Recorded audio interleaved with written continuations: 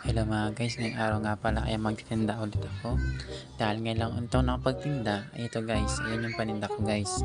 So, ang pagkausapan natin ngayon guys ay magkano nga ba yung kinikita ko dito sa pagtitinda ko. So, ito guys, yung kinikita ko sa pagtitinda ko at dito sa hanap buhay ko ay saktuhan lang guys. Panggastos lang sa pag-aaral, sa mga pagkain ko, ayan, sa mga bilihin, sa mga pangangailangan. So, ang minimum na kinikita ko naman dito guys ay nasa 500. Ang minimum na kinikita ko. So, ngayon nagtinda ako guys, 'di ba? So, nagtinda ako ngayon guys ay kinita ko ay kulang-kulang 700. So, ayun, kasi medyo konti lang yung paninda ko ngayon. Kaya yun.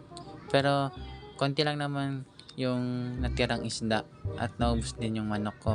Tapos may tira pa na gulay. So, minimum na kinikita ko dito sa pagtitinda ko ay 500. So, ayun lang guys. Tapos, kaya na bahala guys. Basta minimum na kinikita ko dito is 500.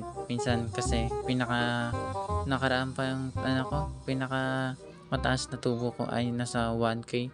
Ayun yung malakas pa yung guys. May mga prutas pa ako, ayun. Yung marami pa talaga akong dalang paninda. So, ayun guys, yung mga kinikita ko. Basta minimum is 500.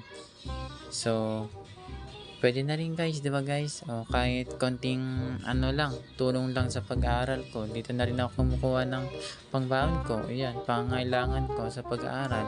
And yun lang mga guys. Maraming salamat sa panonood. And please like and share. Thank you. Bye-bye.